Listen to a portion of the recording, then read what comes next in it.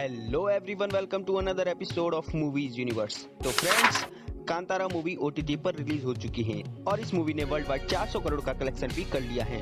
Movie ने कई सारे रिकॉर्ड्स भी अपने नाम किए हैं और मूवी ने इंडियन सिनेमा में अपनी एक जगह बनाई है। मूवी में दो देवों को मेंशन किया गया है, एक देव है पंजुर्ली और दूसरा देव है गुलिका। तो आज हम इन दोनों देवों के बारे में डिटेल्स में जानेंगे।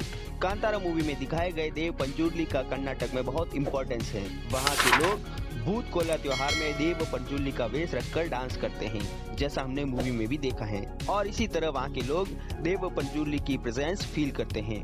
पंजुर्ली शब्द एक तुलु शब्द पंजीदा कुर्ले का अपभ्रंश है। तुलु लैंग्वेज में इसका अर्थ होता है युवा वराह और वराह का अर्थ होता है जंगली सुअर। तुलु नाडु, जहाँ पर तुलु लोग रहते हैं, वहाँ पंजुर्ली एंशिएंट देवताओं में से एक हैं। माइथोलॉजी के अकॉर्डिंग एक वराह के 5 बच्चे हुए, लेकिन उनमें से एक बच्चा उसकी माँ से बिछड़कर पीछे छूट गया। वो भूख प्यास से तड़पने लगा और मौत के कगार पर पहुंच गया। उसी समय गॉडेस माता पार्वती वहां पर भ्रमण करते हुए आई और जब उन्होंने इस नवजात वराह के बच्चे को देखा तो उन्हें दया आ गई और फिर वे उस वराह शिशु को कैलाश पर्वत ले गई। वहाँ पर माता पार्वती उसका अपने पुत्र की तरह पालन करने लगी।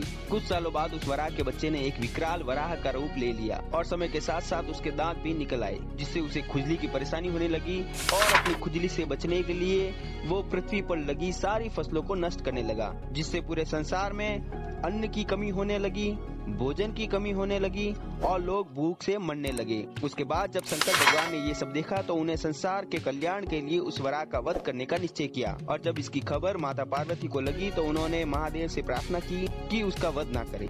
माता पार्वती की प्रार्थना पर महादेव ने उस वराह के प्राण तो नहीं लिए, लेकिन उसे कैलाश से निकाल दिया और पृथ्वी पर जाने का श्राप दिया। वराह ने अपनी प्राण रक्षा के बाद भगवान शिव और माता पार्वती से प्रार्थना की तो शिव जी ने वराह को एक दिव्य शक्ति के रूप में पृथ्वी पर जाने का आदेश दिया।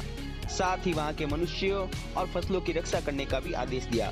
तब से वो वराह पृथ्वी पर पंजुर्ली के रूप में रहने लगे और लोगों और फसलों की रक्षा करने लगे, इसलिए लोग उन्हें देवता की तरह पूजते हैं। वहीं कुछ विद्वानों का मानना है कि जब इंसान ने खेती करना सीखा तो उस समय जंगली सुअर अपने भोजन के लिए फसलों को खाने लगे और लोगों ने इसे कोई देवीय शक्ति समझ लिया और वराह रूपी पंजुर्ली देव की पूजा करने लगे ताकि देव उनकी फसलों की रक्षा करे, और तभी से पंजुर्ली देव की पूजा होने लगी। कांतारा मूवी के क्लाइमैक्स में मूवी के main lead hero Rishabh Shetty के मर जाने के बाद उसके अंदर देव गुलिका आ जाते हैं। यानी गुलिका देव मूवी के मेन लीड हीरो शिवा की बॉडी के अंदर प्रवेश करके गांव वालों पर हमला करने वालों का खात्मा करते हैं और जंगल और गांव वालों को बचाते हैं। तुलु नाडु कल्चर के अकॉर्डिंग गुलिका सबसे पुराने और पॉपुलर देवों में से एक हैं। लोगों की मान्यता के अनुसार माता पार्वती को एक दिन कैलाश में भस्म में एक पत्थर मिला, जिसे माता पार्वती भगवान शिव के पास ले गई। भगवान शिव ने उस कंकड़ को देखा और उसे फेंक दिया। जमीन पर गिरकर उससे गुलिका देव प्रकट हुए अपने उग्र रूप में।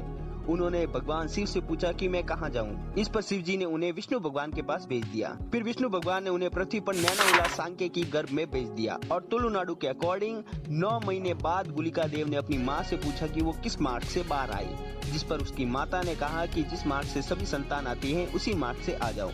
लेकिन गुलिका देव ने ऐसा नहीं किया और अपनी माँ का पेट फाड़कर बाहर आ गए। वे बहुत भूखे थे, इसलिए कुछ खाने को ढूंढने लगे। उन्हें इतनी भूख लग रही थी कि उन्होंने सूर्य देव को खाने की कोशिश की।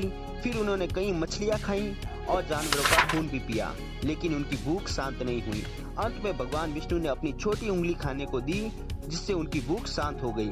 गुलिका देव को शिव गणों में से एक माना जाता है और उन्हें क्षेत्रपाल भी कहा जाता है। एक स्टोरी के अकॉर्डिंग पंजुर्ली देव और गुलिका देव में एक बार बहुत बड़ा युद्ध हुआ था जो कई दिनों तक चला था और उस युद्ध को माँ दुर्गा ने बंद करवाया था और दोनों देव को साथ में रहने की आज्ञा दी थी। इसीलिए आज भी इन दोनों देवों को साथ में पूजा जाता है। पंजुर्ली देव जहाँ कोमल और सौम्य स्वभाव के हैं, वहीं गुलिका देव उग्र स्वभाव के हैं, लेकिन फिर भी शांति से साथ में रहते हैं, जैसा कि मूवी में भी दिखाया गया है। तो फ्रेंड्स, ये थे देव गुलिका और देव पंजुर्ली। मूवी ने जिस तरीके से तुलु कल्चर को प्रेजेंट किया है वो काफी अच्छा था और खुशी होती है कि अपने कल्चर से रिलेटेड मूवीज अभी भी लोग देख रहे हैं। वैसे इंडियन कल्चर को और भी कहीं ज्यादा जानने और एक्सप्लोर करने की जरूरत है, जिससे सभी इसके बारे में डीपली जान सके।